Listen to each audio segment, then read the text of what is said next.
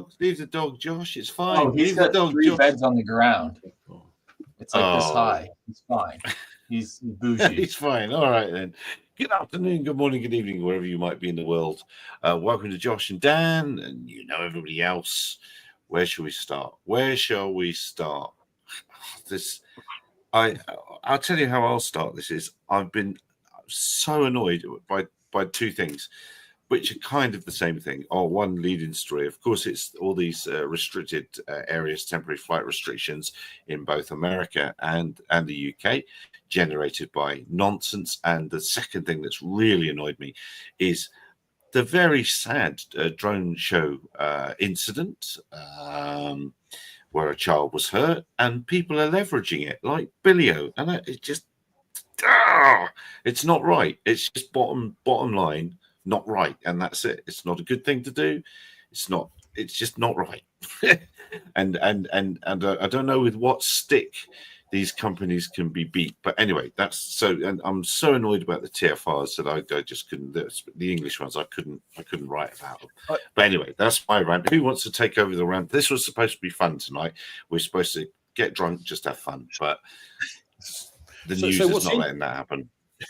So what's great is, or not great, if you like, is that thankfully no military has tried to take a shot at one of these things yet, because the Americans did shoot down 2 of their own Hornets because they thought they were drunk. In the end. Yeah, one. I think it was 2 they hit, right? Wow. Because they were coming into land on the carrier, as it was, or whatever. They thought it was a drone. They took the shot, right? Honestly, right? It's astounding. Now, you imagine if that was done over New Jersey right now. We've had senators or whatever saying shoot at these lights in the sky. It's manned aviation. Don't be a dick. You know what I mean? It's point blank, a reality check. Don't shoot at lights in the sky. This does bring up a concern about eVTOLs, actually, because the last thing I'll be thinking about is armoring the bottom of them. But if they don't, seriously, someone will shoot them, even if this isn't going on at the time. Yeah, and that's going to add to the weight and the complexity again. But they're going to need it, because this lunacy will easily be kicked off again at some point. Actually, you've just reminded me of the hat trick of events. The hat trick, the third one is that Lilium died last week, and it's resurrected today. But with 1,000 employees gone. So the assets are resurrected with a new investor, but adios employees over Christmas. Goodbye. Actually, comment on that. Apparently, they're rehiring some. Now, are they? How many? I read I read it somewhere today that they're actually going to try to rehire some by. What does that mean? Yeah, what does that mean, and what has happened? So I mean, that's dodginess all around, and it's just wrong. I don't think Lilium stands a chance, but yeah, that was the third dodgy thing. I didn't realize it was two Hornets that were shot down. It was certainly one, but all right, we can unpack that in another little way. Is that was in a known sky in a battlefield environment where it was doing its military squawking as it should be, and all the stuff. It had just gone off the ship or coming back to the ship, whatever it was. That was a known battlefield environment. That wasn't, countryside, open, middle of nowhere. That should have just not happened. Absolutely should not have happened. So if the military, with all the correct gear, misidentify stuff so easily, what chance the rest of us? What chance? And what's scary is, these sightings will all disappear on a cloudy night. I wonder why that is. Yeah. I should add, I think there was only one of those Hornets shot down, because I'm reading it up now. It's 2 crew, 1 craft. Oh, sorry. That could be my mistake. We're still one Hornet. It's still an embarrassment regardless. But that embarrassment has now transferred to the UK. That embarrassment of these drones in New Jersey in their temporary flight zones, the United States Air Force paranoia of not knowing what a light in the sky is, which, I would expect them to understand aviation, stars, what can be seen from the ground. Air airline pilots are taught that you will see stuff in the sky all the time. Depth perception is useless, completely gone. Flying at night, they understand that because they're up there.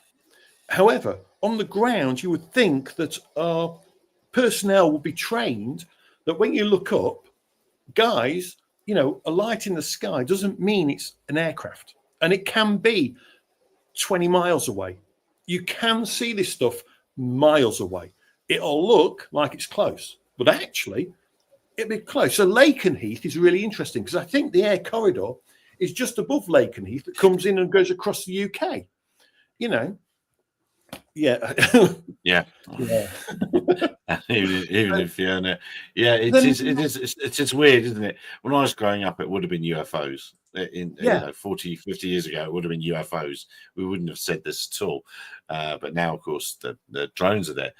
What I wanted to do was let me present. Well, that's the conspiracy now, right? Is that people think that drones are being used as like a placeholder when the government encounters UFOs, and like hands up in the air. I'm a UFO guy. I do UFO podcasts and stuff like that, and I find this stuff really interesting. But just labeling everything in the sky as a UFO, as in aliens, and until you know better, is fairly bloody useless when it comes to talking about anything, right? And that the planes being shot down, the Super Hornets being shot down, really exemplifies how just fallible people are, no matter the technology. And I think part of it has to do with America projects this air of dominance that whatever's in the sky they can identify, whatever's in the sky they can figure out, and actually it's just people, and people make mistakes. Yeah, I think onto that as well, what we're seeing with America is also they've got a level of a bit of paranoia, and the it's the cultural thing with we're going up with the UFO thing. It's part of the kind of social DNA there, like the X-Files show being really big and such. Like it's something that it tunes into something with Americans that isn't the same around the rest of the world. So if we look up in the sky, I'll expect there'll be stars. Even now you'll have the Musk satellites and all that. I will not be looking up the sky expecting anything unusual first. I would think first it will be all the logical things before I'd even jump to something unusual. Where you'll get a lot of Americans up in the sky, and the first thing they're thinking is it's China, Iran, Russia, or aliens, and then it's Starlink. And that's the wrong order. But there just seems to be this thing that's going on where it's hard to rationalize for many of us in Europe. Yeah, and I think you were saying about pilots a second ago, being able to identify Starlink, and I've lost count of the amount of times, like in the UFO community, videos have been pushed about UFOs doing this racetrack pattern, supposedly going in circles, and then when it's analyzed, they line up precisely with Starlink tracks. So there's something to be said for just unfamiliarity with the sky. If you go out every night and you look at the sky, there's some stuff that you just can't figure out at first blush. So you get your Star Trekker out, you check your plane apps and stuff like that, and you kind of go through that. You don't immediately just go, oh, it's anomalous straight away, I mean, you can even see the ISS streak across the sky on a clear day at the right time. You look up, you'll see the ISS go straight across the sky. You've got no idea on depth. That thing is over 100 miles up, but it doesn't look it, but because it's this shiny thing just going across the sky. Humans are so fallible, it's unbelievable. Our depth perception is shocking. If only our expertise matched our confidence, Yeah, and just apply that to everything. That's just there's no need to discriminate with that. Oh, he's here now. It's all right. It's okay. We can start now. He's here now. We can start. Yeah. Merry Christmas, Bruce. Merry Christmas, mate. It is Christmas He's in Day the future. Yeah. And speaking to us from the future. Merry Christmas, mate. I hope it's going well for you. Of it's course, 2006 here. That's right. Yeah, it's all the way up to nearly the 70s for you. It's cyclical. Well, it'll go round and round. I'll just while we got the just while we got the map up, I think what's been pretty insidious this week in America is the increase of TFRs. Another 25 or 30 odd have popped up, and I think the sad thing is, I would love this to be UFOs. That would be fantastic, and I don't say that I don't believe in UFOs. In fact, pull up a sandbag. I've said it here before. I was at a UFO. I was at a UFO sighting in the Air Force 40 odd years ago. On the radar, sat downstairs. People up the top said, "Hey, there's a bright light up to the north. Have you got anything on the radar?" "No." "Are you sure?" "No." Then we all trooped upstairs, looked up to the north. "Oh yeah, there's a bloody great big bright light in the sky up to the north. Don't know what that is." So that had to go down in the log as UFO. So I've been there when and we were in the Air Force, and we just, well, perhaps we were drunk. I don't think we were drunk, but because we got to work. Or maybe we were. Well, people don't tend to, have post-beer hallucinations anyway, right? It's not as potent as back in the day. Yeah, so it it could be, but the it's how out of hand this has got, isn't it? So, and hello, Bobby is in the comments saying, yeah, Bobby's bought an alien. I hope you're well, Bobby, and Merry Christmas to you and yours. It's how quickly it's got out of hand, and I suppose it is just purely a function of social media in the modern age. We couldn't do this 30, 40 years ago. You'd have to ring everyone up, and they would. We can't blame social media on this entirely either, because it's the worst of both worlds, because we've got conventional media and social media both being as bad as each other, almost trying to outdo each other for being rubbish, and it really frustrates me, and it especially frustrates me with the BBC, because we're paying as taxpayers and they're getting the money anyway. They don't have to do clicks. So why is it happening? It just absolutely, it baffles me, because we're turning people away from conventional media to social media, and it's not it's just an alternative where other people that are, because you got, and unfortunately I've seen it, especially with the people in the UAP community, they discredit the whole thing, because they want an engagement, so they are posting literally any nonsense, even doctored videos are clearly marked as doctored. It doesn't matter, it's anything for engagement. But then you look at Fox News, and sadly you'd think just Fox News, but it's not. It's across even the news media you think would be respectable, all the way up, as I mentioned, to the BBC. But we've had manned aircraft being run as drones continually, and it was only in the last, I think, less than a week, and often after tagging a lot of BBC reporters, they finally put out a fact check video saying this is how to avoid putting this content up. But they were there criticising everyone else for doing it without mentioning they've been doing it for the week prior. And the thing that's annoying me with this is I've tried to reach out to journalists, because I've got all the facts behind it, because obviously I've got the first freedom of information responses back about the likes of Lake and Heath. In fact, I did like 4 of the bases. And on top of that, there is an expert in this domain of air proxies that had analysed what was going on around Lake and Heath, has evidence that they're making misidentifications, got in touch with them. They were responsive at first, saying, well, do your security clearance and that, and then they've ghosted him. I think they've ghosted him because they don't want this evidence to be collected to say, look, we've ballsed up. Because obviously they might think, our base commander, whatever, people will be made to look silly if we start putting this in. But I don't like that. There's evidence there and nobody wants to know about it. And likewise, no journalist seems to want to put anything out that's factual at the minute. I could all day long get, a video with my festoon lights and send that to a journalist, and they'd run it as you'd never do a thing like that. But if I wanted to send a freedom of information and say here's some facts, no one really wants to know. And it's especially worse, and you made a comment, I think, on this on social media, Gary. So I think it was on this SUS News one. Christmas is just an absolute awful time. You can put any nonsense out and get away with it, because all you might be journalists that would actually have some credibility about them are all off on Christmas anyway. So actually, ed rates are at an all-time high. Just trying to get anything out now that's of any sense, good luck to you. Well, no. So here's as to. Sorry, who was I stepping on then? Go, whoever I was stepping on then. No, Sorry. go for it. Go for it.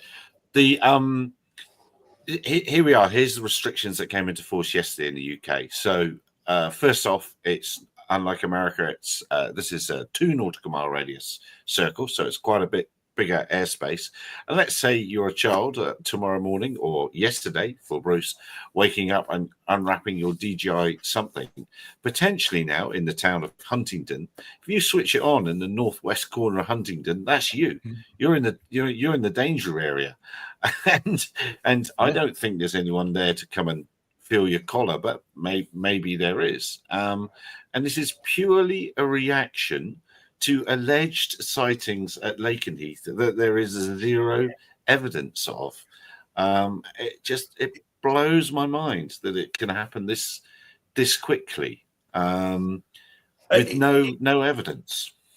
I mean, it's the United States Air Force, by the looks of it, overreaction, and then going to our MOD to do something.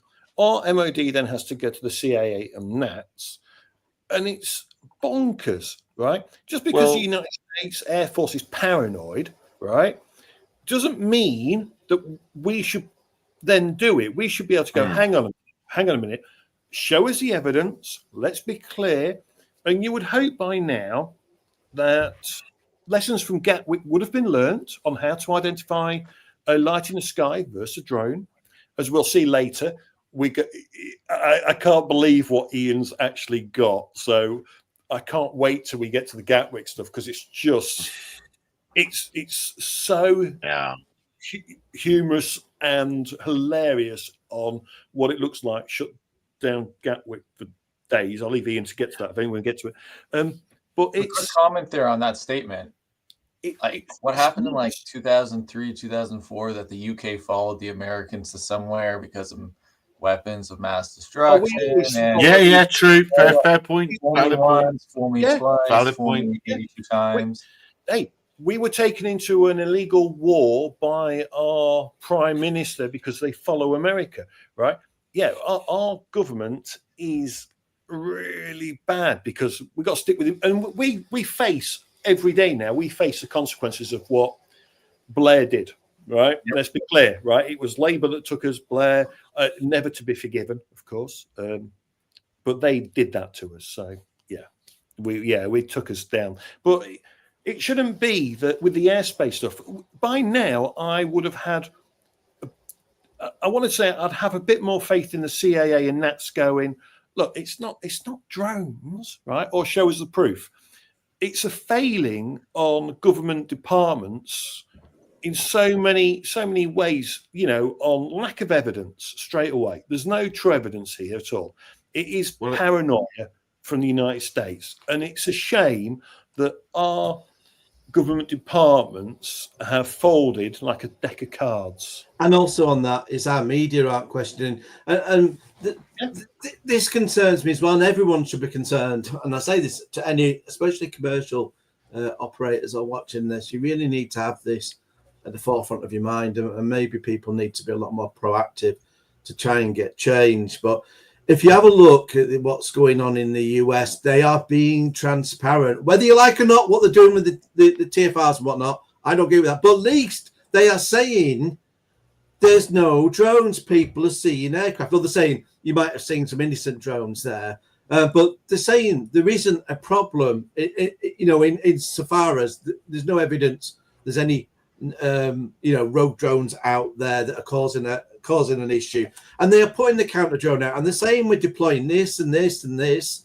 So they're not going national security. We're not telling we are deploying this. We have put out EOIR, we've put out radar, we've put out the RF detection, but they're saying we've put this out and it has come back negative. So they are being completely bloody straight. And what we're not getting here is that, as you'll see later on, there's concerning things that were going on with Gatwick where it looked like the people were having talks about misleading us.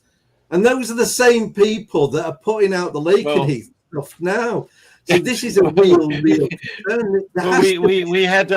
We we had a chat this week, and we'll come to it later. We had a chat this week, and on the same as the very day he had sent me an email from someone, I got an email from someone this incident. And we were also tipped off. I think we were tipped off a couple of days beforehand by another agency. I'm not going to name names here. Who said the CIA are going to say something shortly, and I think that these TFRs are what they were trying to point were coming. And I think that particular agency's been quite honest in all of this and probably wants nothing to do with it in reality. But unfortunately, they're right in the middle of it. But anyway, enough said. Well, there's also the issue of like the government was slow to respond, and now their response is being questioned, kind of like under the guise of COVID trust. And it's like you're damned if you do, you're damned if you don't. Damned if you don't. Yeah. Your reputation is killing you here, and like, yeah.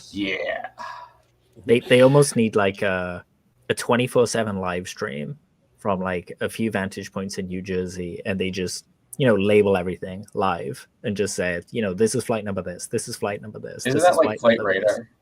I mean, basically, yeah, but yeah, but people won't believe it, and then people just don't check it. It's the man, it's them telling them lies.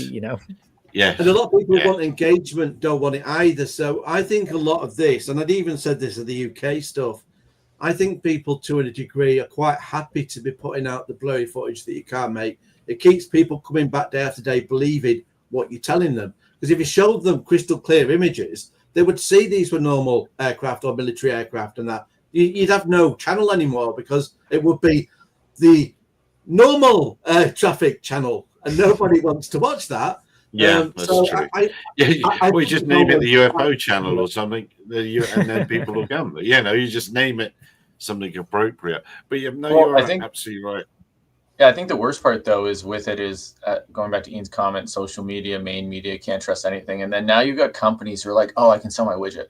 I can sell my fear. Yeah. I can be the influencer. I can be the SEO top because I'm addressing the issue and all this quote unquote thought leadership, where it's from like, I don't know, a few marketing departments need to be like brought out back and sent away. One of the big companies is in the UFO field, at least, is an app called Enigma, and people can just upload, lights in the sky, whatever they see. And their original pitch was that they were going to deconflict, basically, like actually have people check if there were flights in the area, so on and so forth.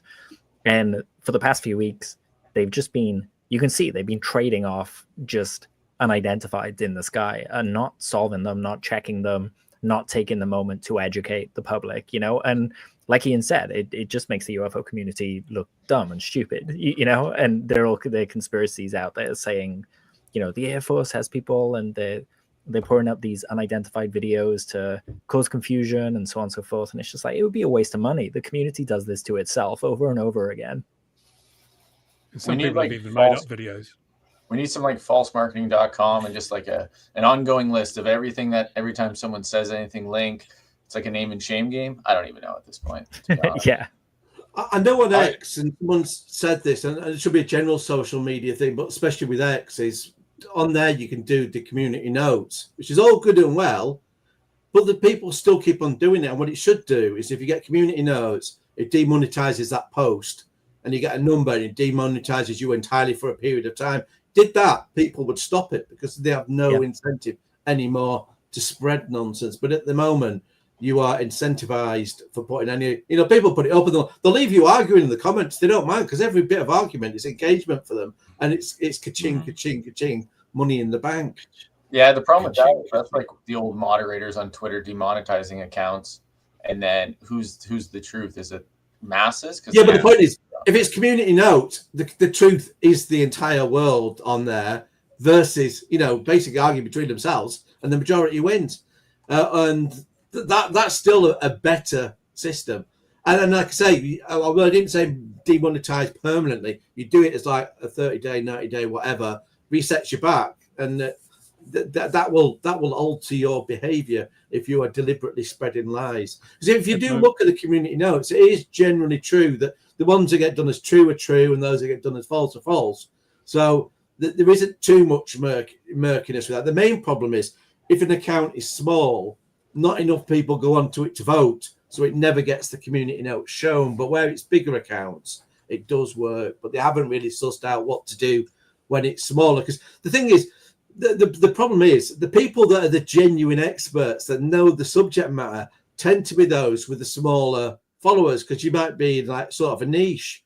You usually are if you're kind of an expert in that. And even with the drone thing itself, the whole drone community compared to, say the motor vehicle followers, that'll be far bigger because more people have a car or video games. Again, more people will have an Xbox or a PlayStation. So comparatively, it's always going to be a smaller community. So you just have this problem where the experts never get heard regardless of who they are, unless they happen to be on TV or something to have a natural following from the status from that. And that's what social media needs to fix. I think we just asked Donald Trump. He knows what's going on, eh? Yeah, absolutely, 100%. But so, Bruce, I'm quite interested if you think this is.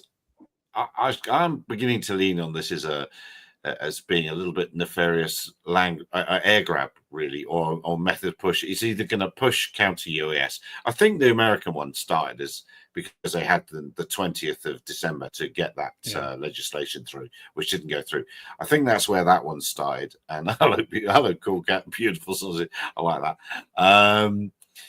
And it got out of hand, and the Lake and Heath one's been dragged in, but they've used it because, and I forgot to say earlier, is it Article 236? I can't remember, Ian, which one of those danger areas bought in there. They've been bought under a number that give the UK police the power to authorizes them to use counter UAS measures and bring them down. So it's not just a temporary danger area, it's one with a bit of a bite, and that's a worry that now that's not in legislation, but there's a general Article 239, but it's basically it's seen as a mitigation that if you're a police officer or whoever's granted authority to use these drone guns, you would have grounds to say it was reasonable for me to use it because this was a restriction. And it's going to get, in other words, it's going to get like America, where there's a lot of so many lasing incidents going on. And of course, that becomes a self-fulfilling prophecy, because aircraft now, standard operating procedures, they switch off the nav lights when they get lasered. So people can say there was lights in the sky and then they disappeared and then they reappeared again. And what's going on? They seem to just dart across the sky. There's literally I don't know if you guys know of Stephen Greer. Like you can pay him like $5,000 to go into the desert with him and summon UFOs. And I say summon, and he's been caught paying for pilots to drop flares and then pointing at them and going, "Oh, the UFOs, from another dimension or whatever." And he teaches people to get laser pens and shine them at things. And I'm just like, whether it's humans or aliens, like, you don't want to give them a face full of laser either way. Like, what the hell are you doing? And it's a criminal offence. Let's not forget, to do this to manned aviation is a criminal offence. If you get caught, you clink. I must confess at this point, I was no, not about lasers. It was the monetization there that I was impressed with, because I was thinking that of trying to get a US partner to make me hard hats, spray painted silver, and sell them as counter drone hats. I think I'd be a millionaire by now. Well, yeah. Well, I forgot another story. Pull up another sandbag. We actually made here. We have a myth. We have the big mountains just beside us, so we have lots of lenticular clouds. So I can easily see when the weather's right why you would think all these lens-shaped clouds are UFOs. I easily get it. In the 1950s, we had a lady called Elizabeth Clara who claimed to have been abducted. And on all these other good things, and one of the anniversaries, and had a son, and I think it was on for his 40th birthday. We what we did, we got some bin bags and put some just normal toy balloons. Inside they'd been made a great big donut and painted half of it silver, and on the ground it looked rubbish. But once it got past about, I don't know, 200 or 300 feet, there was like a big spinning donut, and every time it rotated, gently rotated, it glinted. And I've got a friend of mine from our tourism office to call a local the radio station in Durban and say, whoa, something's happening here, something's happening, and it bloody stopped the highway. So we did get into a little bit of trouble. So creating UFOs isn't too hard, really. If you That's want to amazing. Try. And yeah, I hear from some Navy pilots I speak to as well that when they fly over some of the deserts in the US, they'll switch all their lights off and go low. And then as they get over like a campfire or something, they'll switch everything back on and just, ascend really quickly. And they call it playing UFOs. Yeah. It's but I'm not saying I don't believe in UFOs. I'm not dissing the whole concept, but well, they believe in you, definitely. So positive, oh, thank goodness! Thank goodness, the Christmas spirit is strong in this one. Yeah, it's nuts, isn't it? But that's the thing, isn't it? Like you hit the nail on the head there. You said it's not that I don't believe in. It's just like we're past the age of believing. Like it's not a religion. We have so many sensors and things like that we can just look at them and see if there's something there, that we need to be concerned about. And if it's showing up in one way or not other way, we can drill down on that. But it's less, I want to believe, and more like, well, I just want to know what's there. Like, let data drive us, let science drive us. Like, let's just stop with, this religious angle. You're new, Dan. We have a thing. We have a red card, and I still don't actually have a red. Oh card. no! Do I get a red card? You get a red card here because that was you just spoke common sense then. And the modern world doesn't allow common sense. I'm sorry. I'll take that. On YouTube. Yeah, you can't. So that's my best red card ever. I should jump in at the point, Dan, and say I don't know if it was at your show or a show you were on.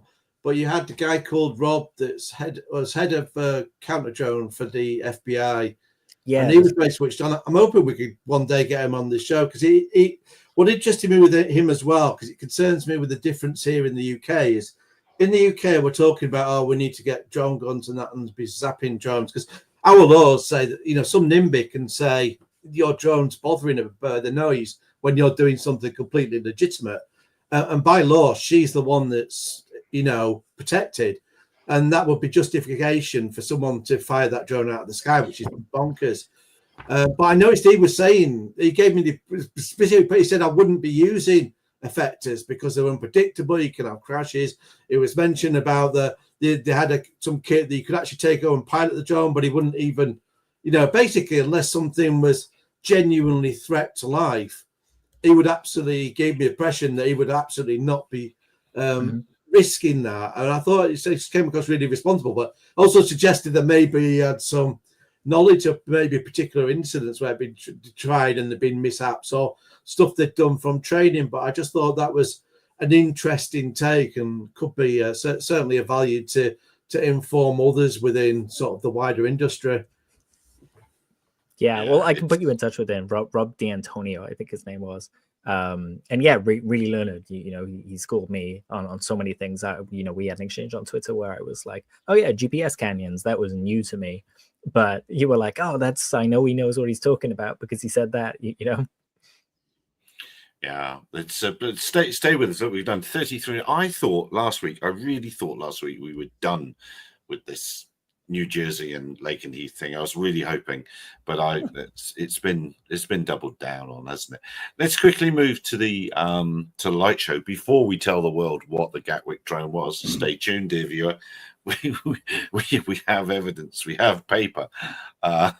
We have paper. Isn't a very dull sentence, isn't it? But and I think.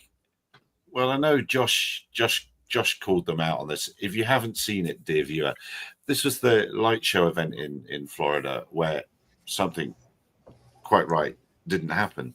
And I was dismayed to see some people really going down the road of, wow, that child can't really have been hurt. These drones accelerated out of the swarm flat out horizontally. Yeah, I think about Okay, 70 you miles are. an hour these can reach, can't they? That's what I'm told. Yeah. Yeah. So the ones falling aren't the problem so much. It's the ones going, whoa. And that's what hit this poor child. And it's just not correct. Yeah, they see that one whizzing off there. I mean, yeah, where should we go with this? Who wants to go with this? Well, first, it's a shame Stephen's not here because obviously he's been a bit upset by it. There's a lot of people on social media that don't, because none of us here fly drone shows, and nobody else. He does. He does.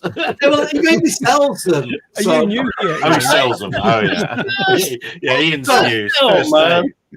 But no, apologies. No one here apart from Mark. I can't help you. You're such a part trainer these days. I forgot. So, apologies. It's just a manufacturer. From Mark. But what annoys me is what I was getting at was there's so many people that don't fly and never have flown a drone show putting their comments on it too.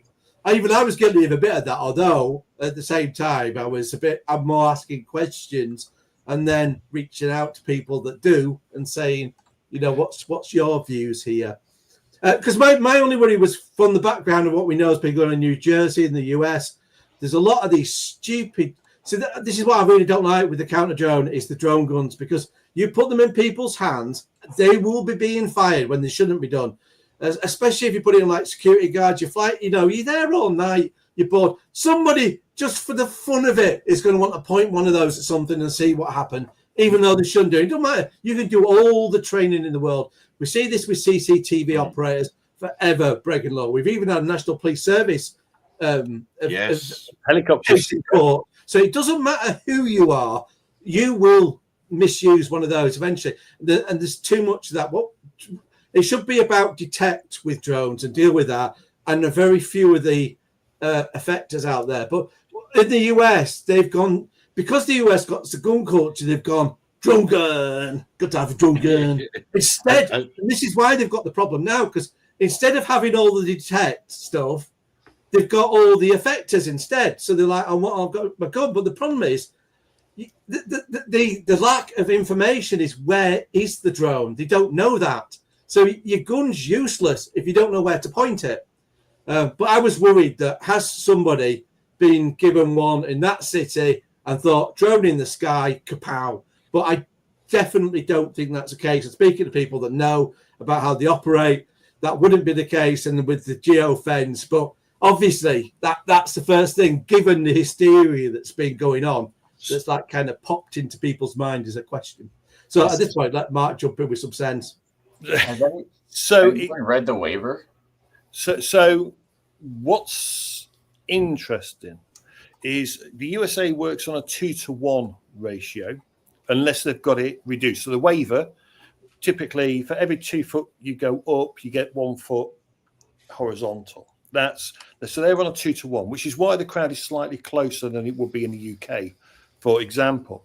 Now, these apparently, I didn't know this, but on X, Cube Pilot did comment and say this is the same aircraft that went down in Australia. Was it last year?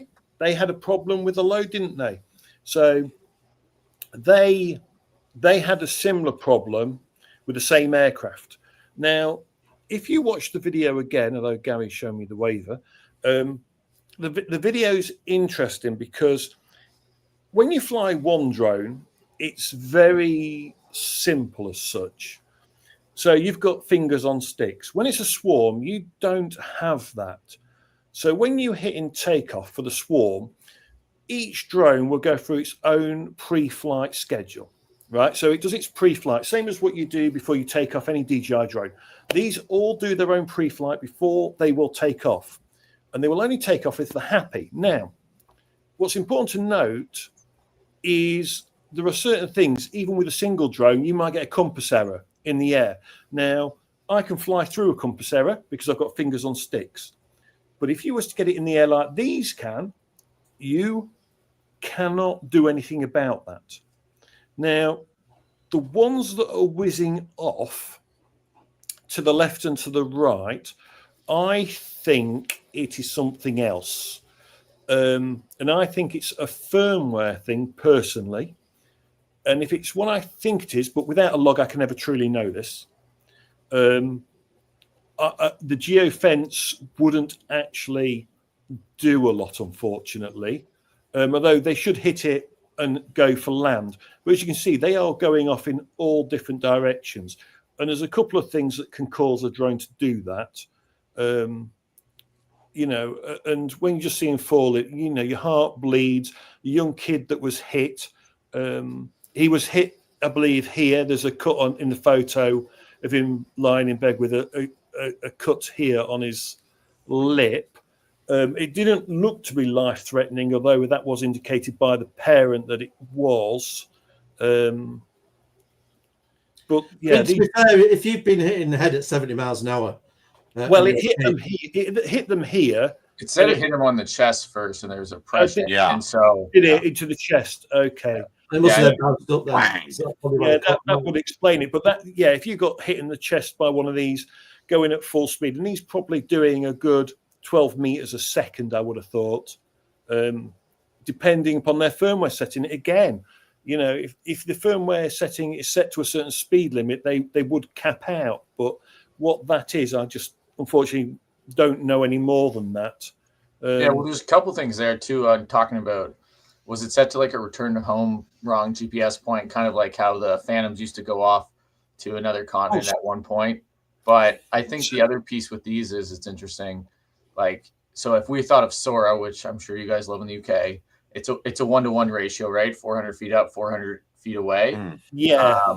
The other piece with these that's interesting. Like if you think of like, they're over water, obviously, and they've exceeded their area. What's interesting, in Canada, we have rules over people and near people.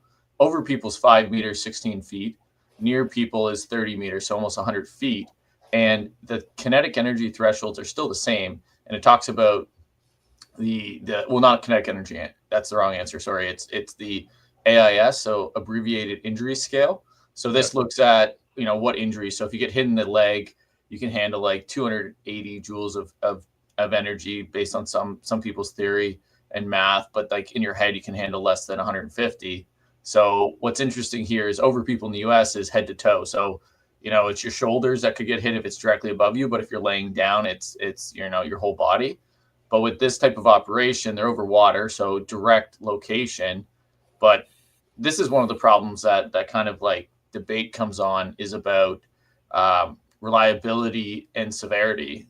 And so like the reliability of these aircrafts, how many flight hours, how many mean times between failure, and then what is those kinetic energies? And like you said, if it's going like 70 miles per hour and 900 grams, I think I saw somewhere online, that's just going to be a bad day. Like you can't even have a Mavic 3 fly into you at, you know, 15 meters per second without a parachute. Well, just flying into you, that'll exceed all category 2 and 3. So 15 foot-pounds 15 joules and 34 joules of transfer of energy. So all regulatory speak with the US on how they're doing all these category drones flying over people, but then they're not considering, well, what happens when it does bugger off, right? At least in Canada, we kind of have that near people calculation.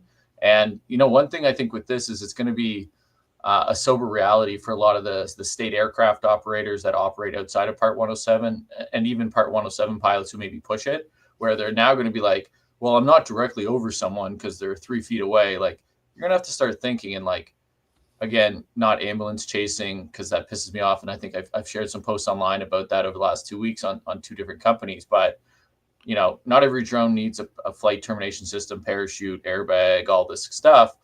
But I think when you're doing drone light shows, I'm sure the FAA is going to sit and go, crap, like what's our standoff distance now, without having data that the aircrafts actually work. The thing that Stephen,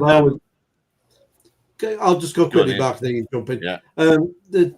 This comes back as well to regulators not understanding software and hardware, and it often not being a question here, because if Philip is right, Philip Rouse of QPilot, who did a post on this, apparently it's running forked PX4. Now, the trouble is when you fork off software, you're not then getting all the fixes.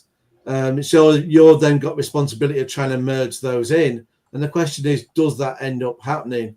So I have slight concerns there when you have taken software that you're not entirely responsible for and you don't know the history of, and it's how do we better deal with that?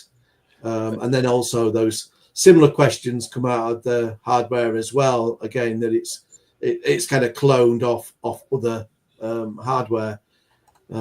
So, well, but the regulators never really seem to delve in this. But it's just got me thinking, because obviously we know there are eVTOLs out there, fork software on cloned hardware. So bigger versions of what we're seeing here. You know, how long is it going to be before there's an issue there? Well, that's like the most of the American drone industry is based off the open source, right? There's a few that are. So how many more are they going to come and have these issues? One thing about I'm probably not people might not like this comment, but okay, DJI gets banned in the US. You know, it is what it is, and hopefully it doesn't happen. But you know, there's going to be some sort. But what happens when all these American manufacturers have been using open source, who then try to make it proprietary and then try to have their own fork? Like, how many things are going to go wrong? Yeah, I would trust the DJI firmware control version where it's not forked off. Then, you know, all these companies that are going to come and just start doing it. And like, again, Part 107 assumes the aircraft has no certification, no flight hours. It can fail every single flight. Like, that is the acceptable method. And to fly over people in the US, that's why the kinetic energy or transfer of energy, thresholds are so low, is the assumption is it fails without any sort of data. Yeah, I mean, it's fine when you fork off, when you actually then go and employ dedicated developers, preferably that have from the open source community that have supported it. It's been like when 3DR did the Solo, they went and employed people from Argh Pilot. But probably the better way of doing it is when you're dealing with the open source software, is to have that left alone and build your own things on top of it. Because you can do companion computers, and they can send, you basically put your bespoke capabilities in that, and then it then leaves the open source software just doing what it does well, just flying the craft and dealing with those. But yeah, it does get there is. You're quite right that manufacturers need to think about that if they're going to fork stuff off, that they are realizing just what the responsibilities they take with that, in making sure that it stays maintained and that fixes get applied. Sorry, let me just run through this, and I can drop this picture. Yeah. This our drone light show coordinator, Stephen, as well as Mike. So there's someone else in, but this is what he sent. I won't put his wording up, but he said he's attached a sample document of what a standard drone show layout would look like. The show box, there it is in the middle, is where the drone fly and do the show. The inner geofence is the main cutoff for the drones. If they hit the inner geofence, the motors will shut down and, based on their maximum velocity height, land within the outer geofence. If the inner geofence fails, they will hit the outer geofence and come down before the audience location, again, based on velocity and height. And he says this is what they 100% rely on in hundreds of shows. In the hundreds of shows we've done over the years, it has not let us down. Also, their system won't allow them to launch if you haven't loaded the geofence into the drones, into the physical light show drones.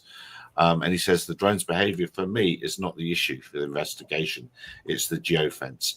Hearing a drone whiz past the crowd verifies that the motors are running and we're not shut down with the geofence. So, that's one thing that the investigators got to look into. And it's not only the firmware on the things themselves, but it is the software that's being used to generate the show. Is that approved?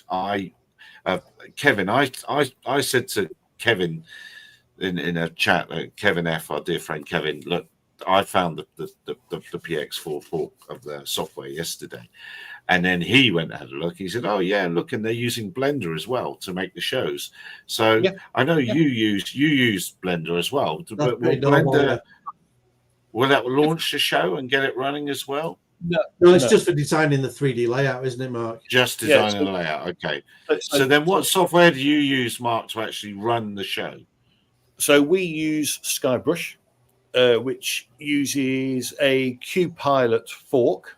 So we're using a Q-Pilot fork, but normally it's about one version behind, or they will bring out, if it's a vital fix for something, they will do the update, so we can then do the update to everything.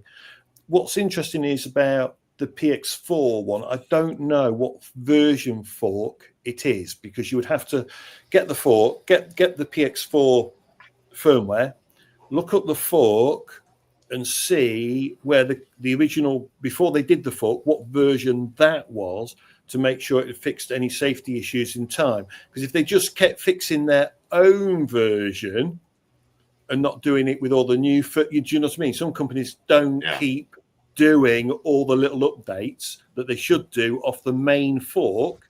If they've not done that, that's the main problem. And I think version control, isn't it? Yeah, and I think that is one of the underlying issues. I personally believe it's understanding that firmware layer.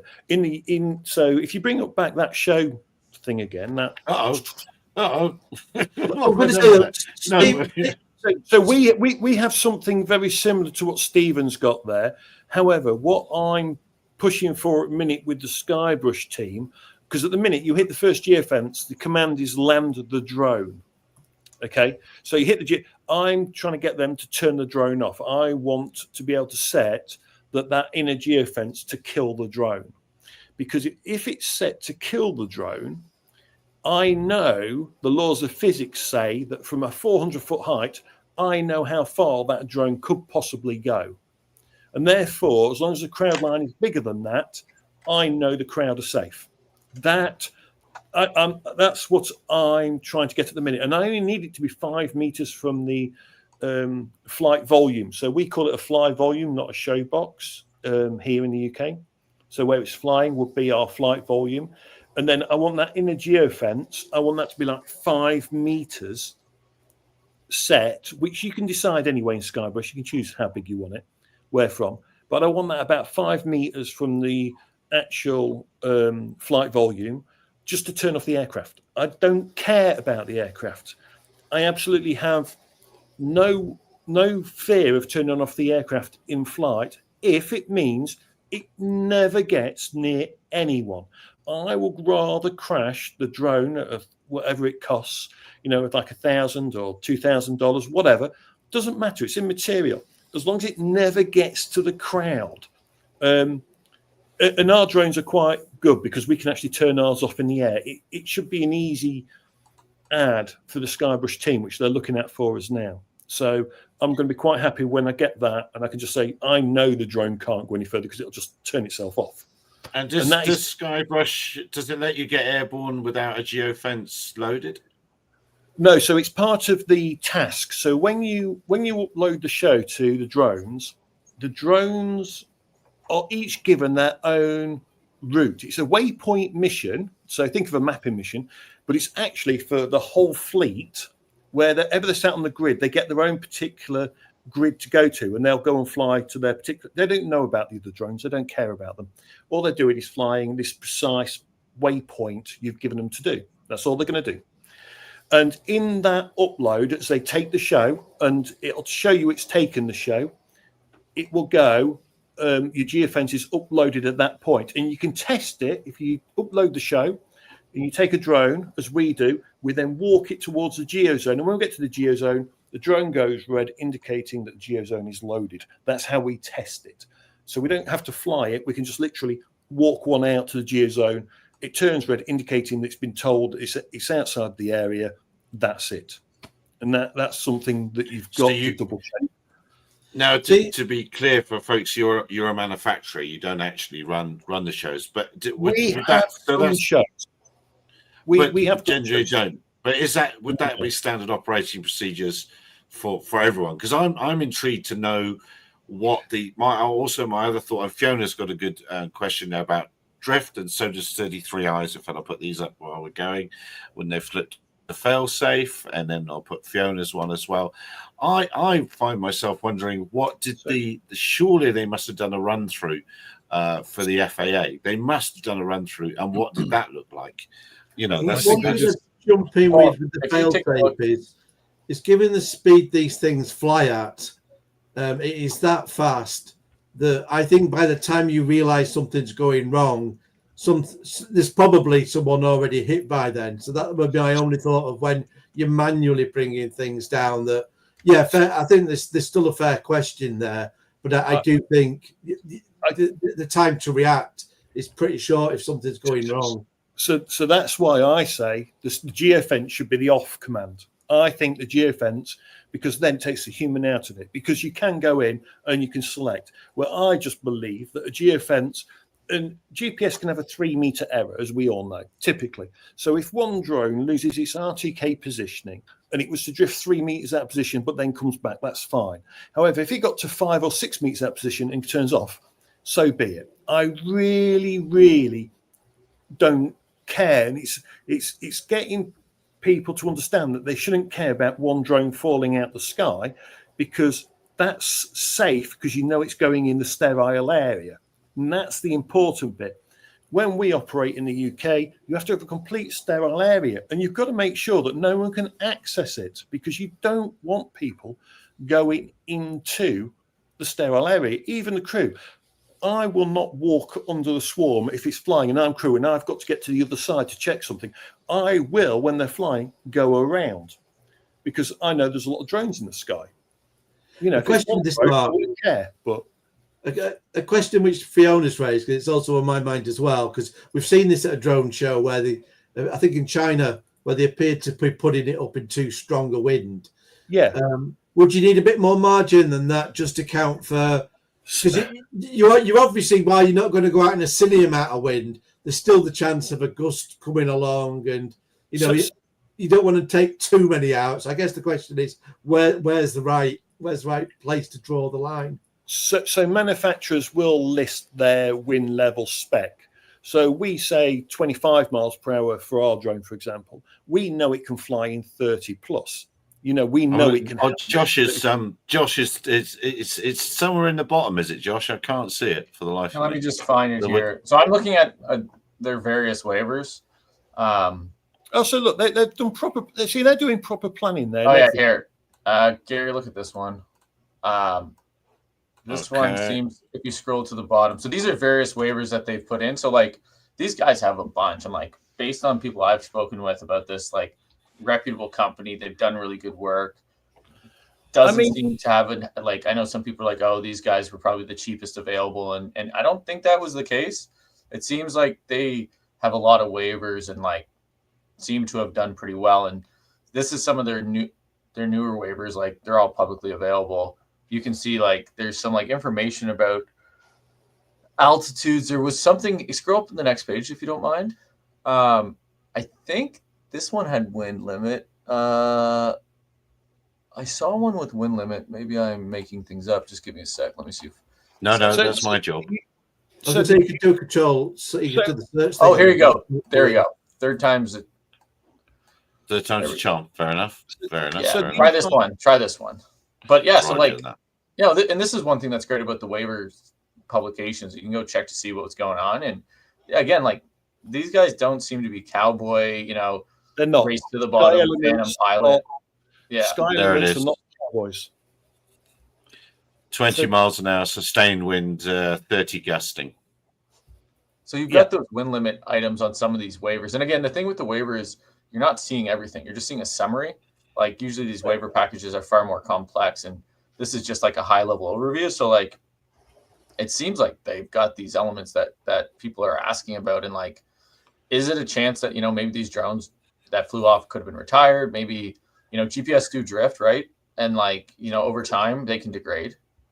The drones that were in that show that had a problem, it was not wind, it was not effectors, it was something else, and I suspect it's firmware issue. There is a couple of bits that I'm aware of, but I don't want to say too much. But everything is currently pointing to firmware. Is all I'm going to say. I think it was a mistake to switch to the Ukrainian military fork of that software.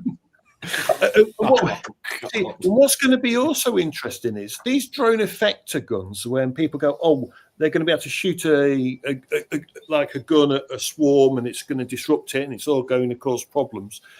That depends what the gun is actually going to do, because a lot of these effector guns are just wiping out the 2.4 band.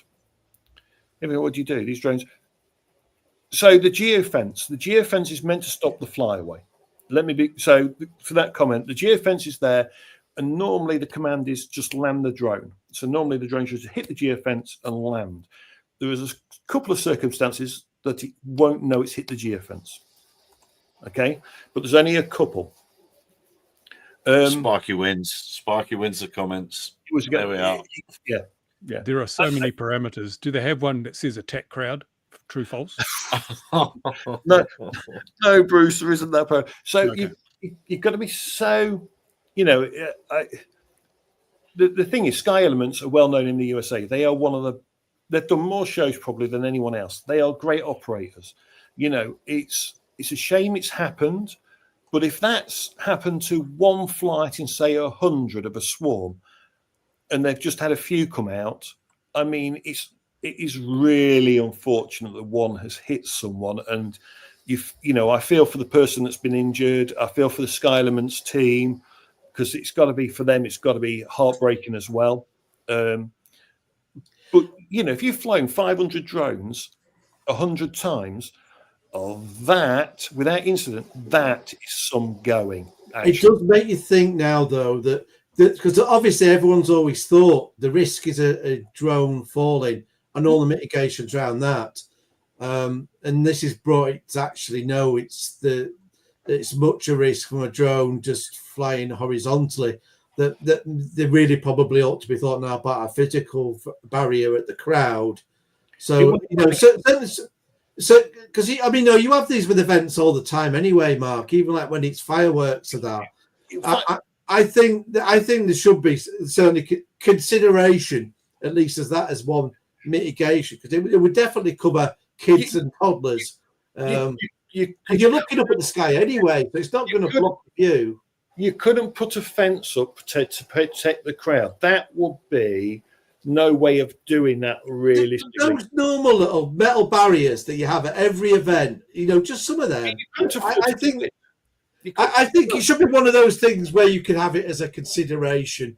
Well, it is a consideration, because in our manual we do say what barriers we will accept. It could be a natural hedge, for example. A natural hedge is a brilliant barrier, because that to me that's a brilliant barrier. We do use some fencing, some plastic barriers. You can use ropes as cordons. But for a lot of it. I think when something like that happens, it's let's find the root cause. That's the important bit, because I suspect firmware. It could be the inner drone setting. So what was the max speed of the drone available to it? So when they whiz off in the firmware, you can say it can only go at X speed, for example. And if it what was that set to? Was it because they really did shift off? You know what I mean? That they did accelerate rather quick. You assume that whatever firmware bug, that routine was still operative.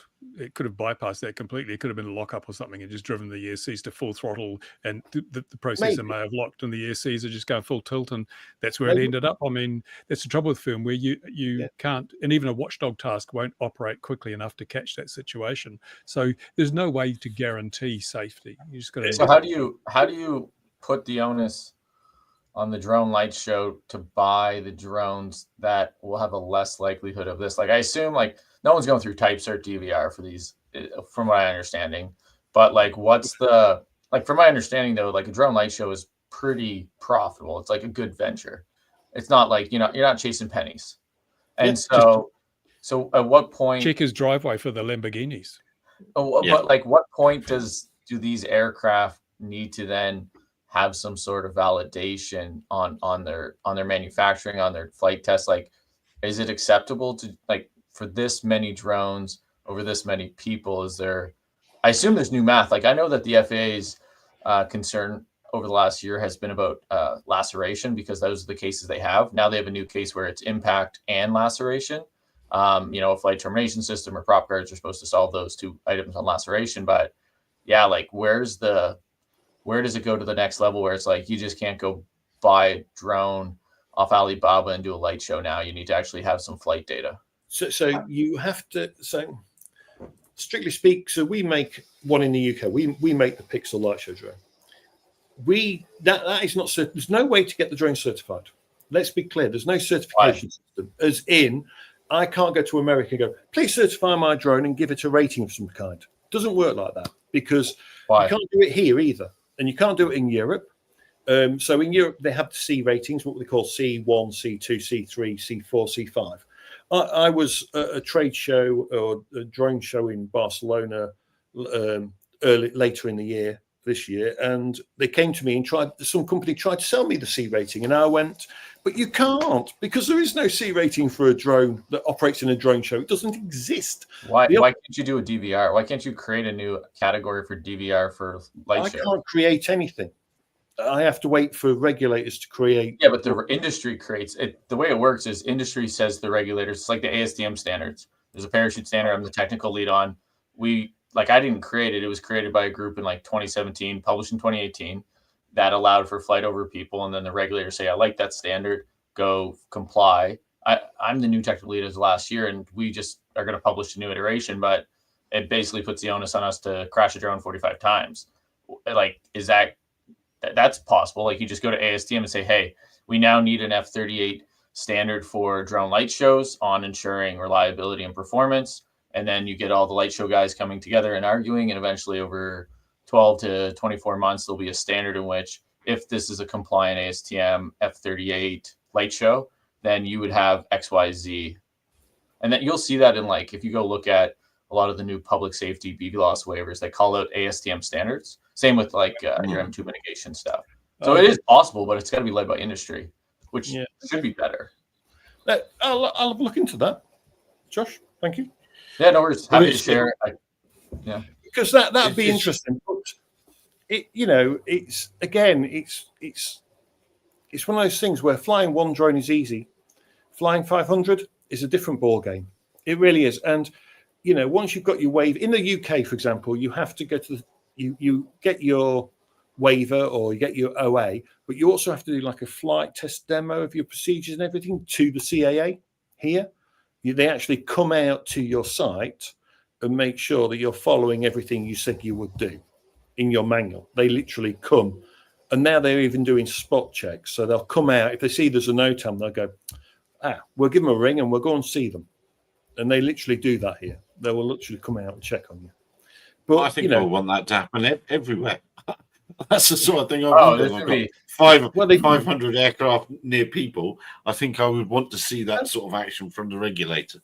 The problem is now you're going to have the city council, the amount of people that are going to have their opinions in this situation, in which that's scary.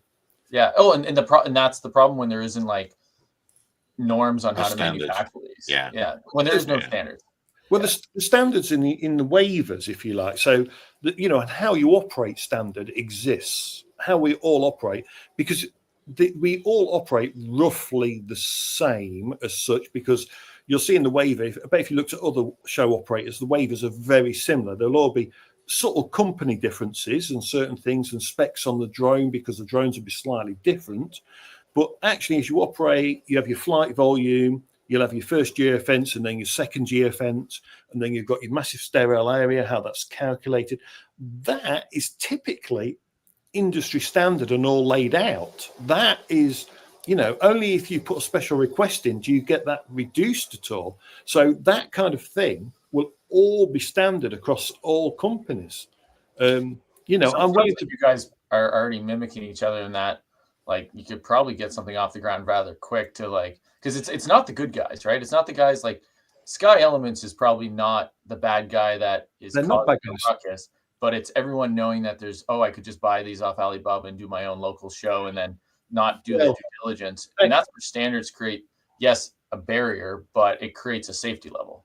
Well, the good news is the part I think it's a part 108, isn't? I think it's not the 107 itself, but it's another part of the 107 for the US. 0.51 or 3.1, depending on if you're over 400 or etc. Yeah, so they have a separate part for drone. But if you're in the drone industry, you will know you need to go and get that waiver.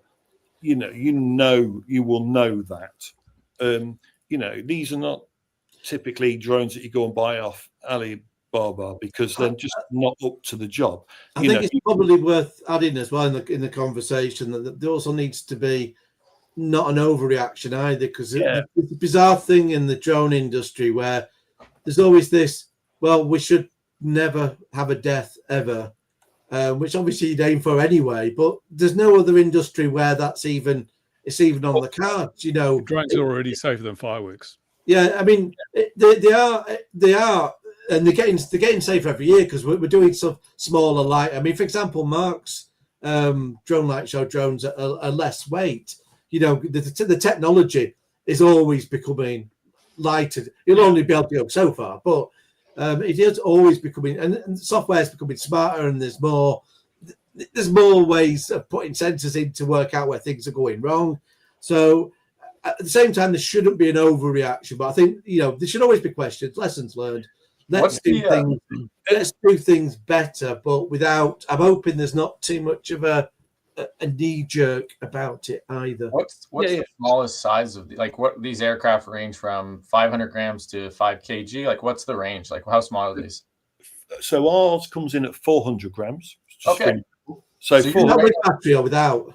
With battery, 400 grams. That's impressive. So you're right on the edge of category 3. So I've done enough crash testing from a Mavic up to an M300 numerous times. You're probably very close to the edge of like an acceptable threshold of kinetic energy that could hit somebody. So transfer of energy. So that's an interesting piece that you might see with light shows that the FAA says, fine, if you're gonna do a light show, drones that weigh this much are fine. You see that right now with waivers for under, I think it's 399 grams and lower that they're approving without parachutes, because it's shown like the severity of injury is so low. So like you at that weight, you're probably at like that almost perfect spot where but you start seeing these bigger drones, I bet you'll start seeing like parachutes and crap, in which, a parachute is probably not a perfect solution for this because of the downstream effects of drift and hitting each other and all that stuff. Yeah. Do you think the changes like they'll be made of more frangible materials? Because that drone that crashed had a lot of protrusions. It had spiky legs, and and maybe they have shrouded propellers. Maybe there'd be just a look at the safety design into the drone itself. Well, and that's exactly where, like, here, I can pop up a video. Like, we've already found material that if it's designed with certain materials, you can reduce how much is transferred by 30%. Which so Assure, must have been Assure. They worked out that drones automatically have, like cars, that they have their materials will give, which is not what they expected. Yeah, crumple zones. So they Assure, I believe Ian can correct me on this, they found that stuff like a Mavic actually, in impact with a human, would actually give more than they expected. And they worked out, crumple zones. Yeah, and they worked out that, was it 7.5 kilo drone would be needed to do the. Wasn't me. And there was me. So must have been saying you said.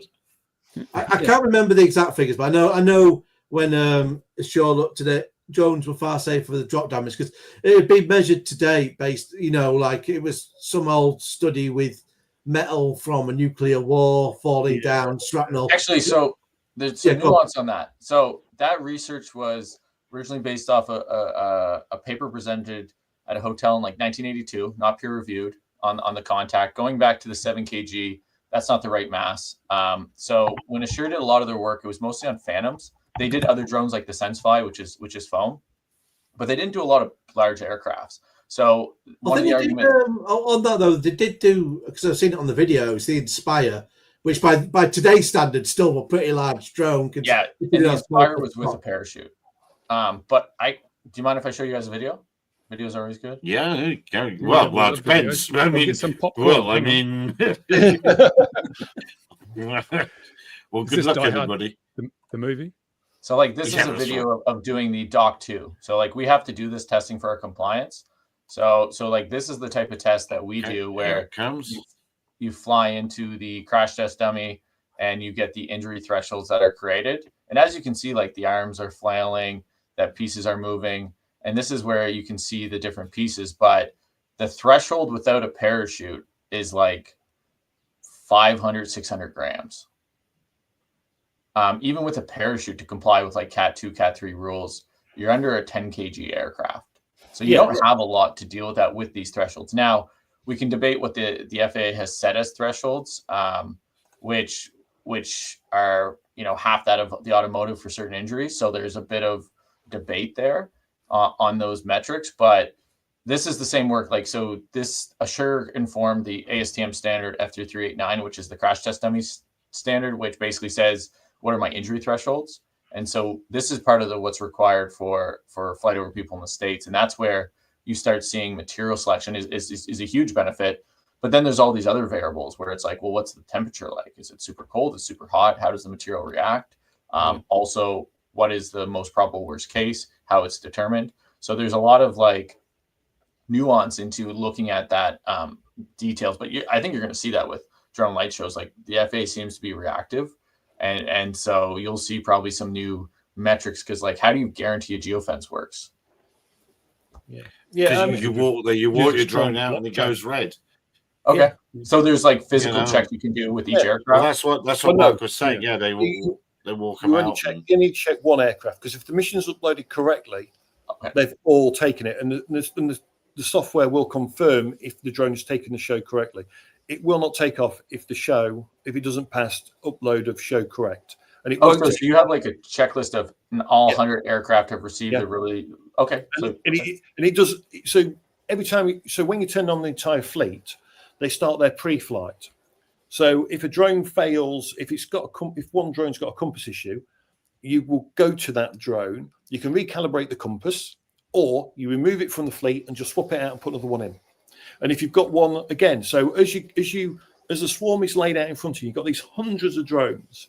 The software will start telling you. You can see all the battery voltages, but it gives you the average. So you want the highest and the lowest. So no drone should take off with a low battery because the RP should be looking at the lowest battery voltage and going, all right, that one, find it. We'll change it because it's only 7.2 volts and not the full battery state at 8.4, for example. And if the drones aren't facing all the right way, so quite often I'll have my RP, the RP will tell me, and he'll flash a drone and go, this looks like it's not facing dead straight, and I will walk up to it. And if it isn't, I will go, I've got to turn it anti-clockwise or clockwise. He will either agree with me or disagree with me, and it may become a compass calibration. And you'll do this before the swarm flies. So you're walking around with the RP, and you're just doing all your checks to make sure the fleet is as good as you can get it to take off. If you're not happy with one drone, because drones can have a bad day. We've all been there with one drone, just one day, just doesn't want to play ball. You take it out, you put another one in its spot. It's that simple. It takes the show, it's happy, that's great. That's a nice and easy fix. You don't fly a drone that's been flagging up an issue. Just take it out. Take it into the field the next day and fly it by itself and find out why it was misbehaving. So you go through all these big checks before your drone swarm will ever take off. So when you see something that happens, so what happens if GPS is lost in flight? So we can actually select the drone and just tell it to turn off because it'll start drifting. So you'll start seeing it drift. And of course, it won't see the geofence. So you just choose that drone and just hit it. We can actually turn off our entire fleet in the air. It's part of our emergency procedures. We don't care about the swarm. So let's say a low-flying helicopter was about to come through. It didn't see our NOTAM or anything, and a helicopter's about to come right towards the swarm. And we can see that it's going to go right through it. We just hit the off switch. There is an off switch. If we all had RTK out, drop out, and it looked like it was just all going to get a mess, you could hit land all and bring them all down gently, and there'll just be a big mess on the floor as they all come down. Or worst case, stuff it. Just hit turn off, and you just turn them all off. In the UK, our insurance is different to America's, I believe, because our drones are all insured if they fall out the sky. If we was to do it in an emergency procedure, ours are insured. One thing. That's it. Also, I was just saying one thing I would add on this, just as a different angle that should be learning for every business. This how careful to be. Yeah. They actually put out a press statement, or there was a statement. It was shown on the TV anyway, and they said they were apologising for the people impacted. They meant impacted by this has affected you. But I thought that is a very bad word to use in the circumstances that you need to be careful. And even Mark earlier, you said my heart bleeds. Yeah, I was going to say that. No, it shows how important language is. And yeah, I just feel. I mean, I feel for Sky Elements because it is, it's going to set them back and it's going to knock. If you've been flying drones and swarms for that long, it's going to knock your confidence a little bit. You're going to have to go to a test site. You'll be out the way of everyone, no one around, and you're going to fly that swarm again, time and time again, till you're happy before you come back and do another show. Because the fear is you'll have missed something or something else has happened, and it could. I mean, truly, a log off the drone is the only true way to know what's happened to these drones. You're going to have to get a log off, send it to an expert. If they're not builders or designers, send that log to someone and go, look, tell us what happened. We need to know. Is the only true solution to finding out what actually happened, I'm afraid. Everything else is just pure speculation. You can see what it wasn't. You can see what it wasn't. So we know it wasn't jamming. We know it wasn't effectors. We know what drones behave like when they have compass errors, which is what it looked like for a lot of them. As they were going up, you start getting a bit of a toilet bowl and stuff. But anything more than that at the minute is pure speculation. We need to understand more. A log is the only way. Well, look, we've got Yuletide log. A Yuletide log. Well, it's Christmas here now, so Merry Christmas, me and him. It is now tomorrow here as well. How's my birthday? And it's your birthday. Happy birthday. Tomorrow. Happy birthday. Tomorrow. No. It's today. For you. Yeah, no, it's your birthday now. Yes. To be honest, though, his name Jesus with Mark, because that's the worst birthday to have ever, because you would only get one set of presents. Yes, but for my entire life, that's why I am a miserable bugger, because I've only ever had one. Just one of the reasons. Just one of them. Just one of them. So let's go to the main event, ladies and gentlemen, boys and girls. Let's have a look at the last hour of the show. I was going to say, before we do.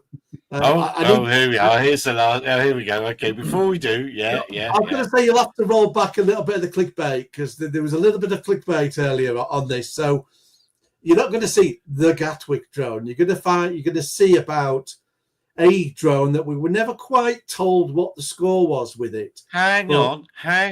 Was the drone near Gatwick? It was the only. It was the only Gatwick. It's a Gatwick drone. Actual drone, yes. Oh, I don't know what he's doing. It's I'm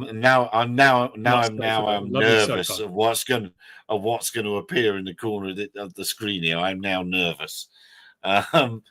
So what? All right. So shall I? As I say, the classics, roll VT. I'm adding this to the stage. Sussex police told the media they found a drone at the perimeter of Gatwick Airport. Let's recap with the interview utilising a smells-like style of editing.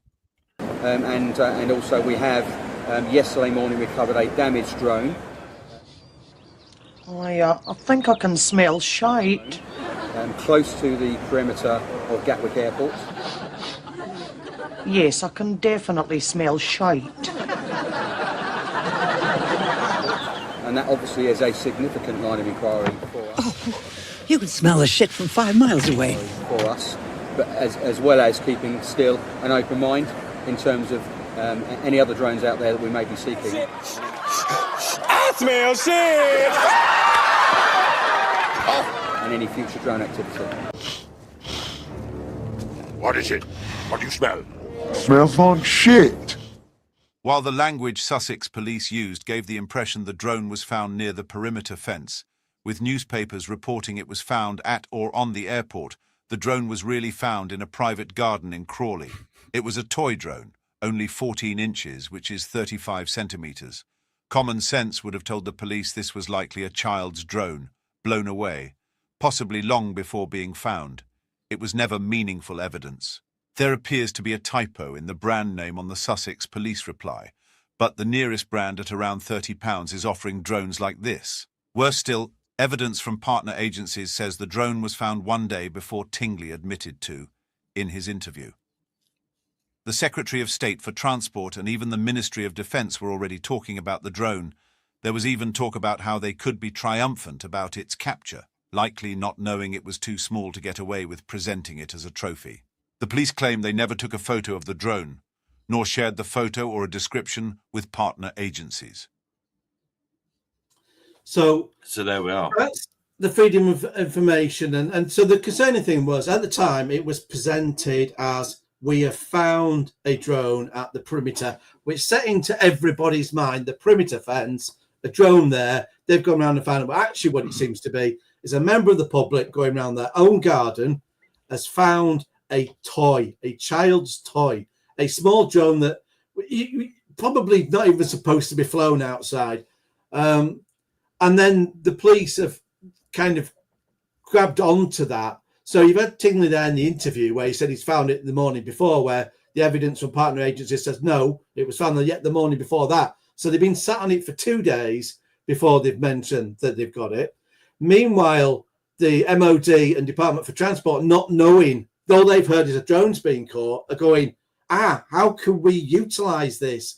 You know, so the impression it's given there, and the MOD won't let me see the rest of the thread to understand what was going on there, but it's very much reads like some authority, whether it was the MOD themselves or Department for Transport, was saying, let's suggest that we've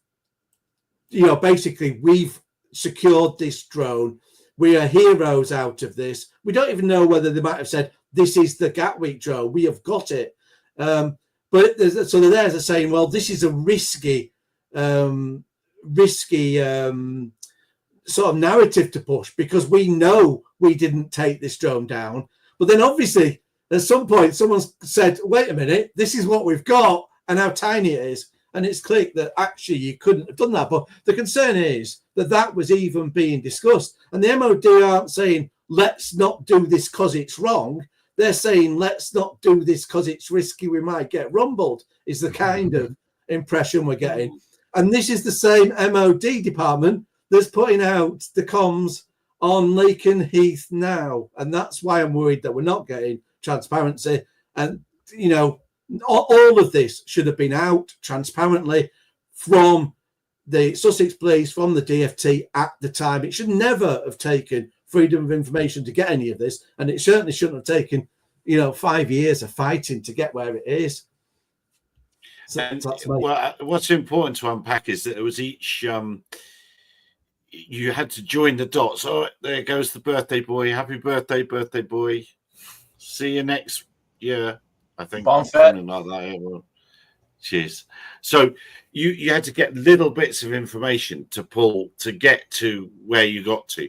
So whilst that presented, it looks like Ian got that in the post, one wallop. There you go. That's not how it was. Each little bit was found. Oh, they did have evidence for it. Oh, there was this. Oh, that one said this.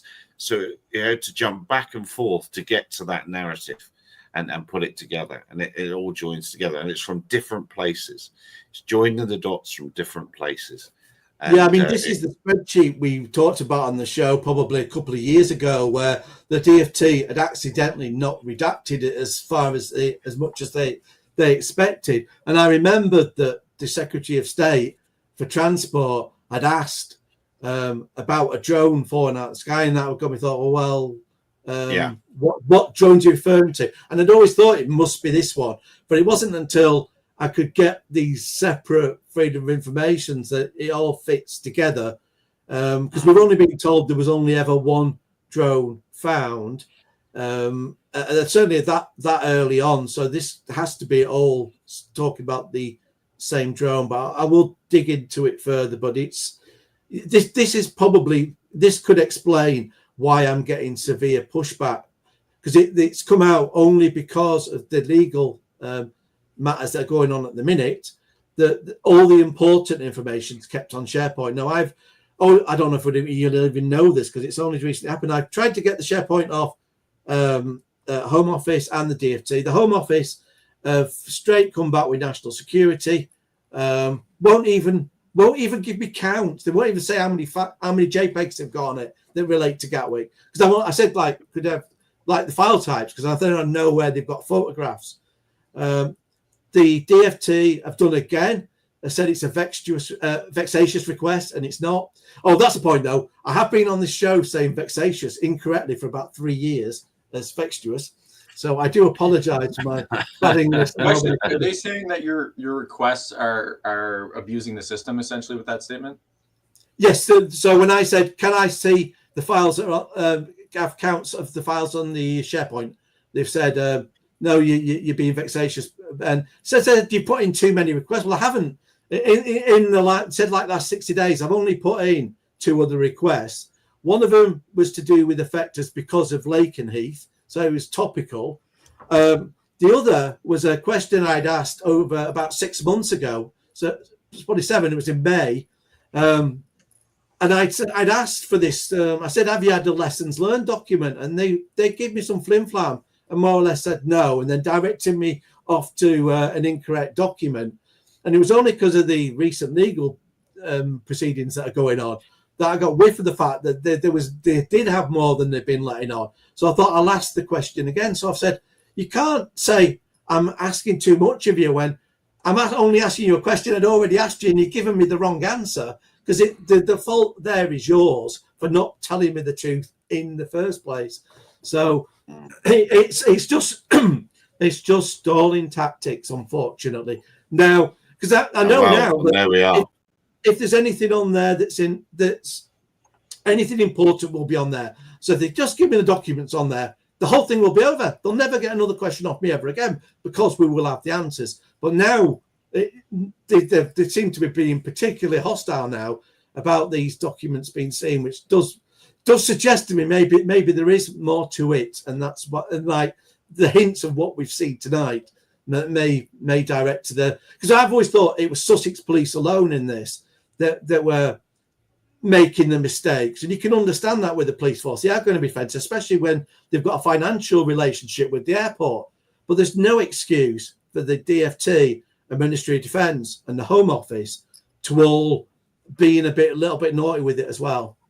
I would like to see the threshold for, I can't even pronounce that word, vexatious request. So this was an example I read this summer in Canada where a doctor put in 126 requests and then 24 requests for reconsiderations of OPIC decisions that were unfavorable towards them. So like, have you done like 130 of the same requests? Because like, to me, this is like, I would be asking like, what is your threshold for determining my request is problem, like against the spirit of the system? Because I saw this example of a doctor, but like putting in a couple of requests a year seems a bit outrageous that's deemed inappropriate from a fellow FOIA or a tipper in Canada. Oh, okay. Yeah. No, I mean, I've got a lot in total, but they're only for the reason that they haven't ever been answering them and they've been sending me around the houses. So, for example, if I say, to me, it should be reasonable if they've got 100 emails on something, just give me 100 emails on what we've done and dusted, but they'll never do that. So I've had to do this where I say, can I have the titles of the emails? And then I will pick out a few of those that look interesting. That way, they can't say they're putting many demands on them, but that was kind of unreasonable in the first place. But now what they're trying to do, which is even a dirtier tactic, is saying, because you've done that as 2 requests, asking us for the title first and the document, we're going to say you're being vexatious because you're taking extra time. I'm like, well, no, I've done that in the first place because you always refused to give me the documents. So I'm actually trying to save the amount of documents that you try and have to redact. So I've put my arguments and explained it in there, but I'm not being, and it is generally just a delay tactic. And the delay thing's very real, but the delay is very real because is it 6 years they've got, and then they so what worries me is this is a 6 year. We've got to 6 year, And you can then start arguing, well, we don't have to hold the data forever. We'll start deleting it. So this is why now, I've only found out this month, so they can't say again, why are you asking for data off the SharePoint? Well, I'm like, I've been questioning you for 5 years, and you've never even told me there's a SharePoint system with stuff on. It's not for me to find out.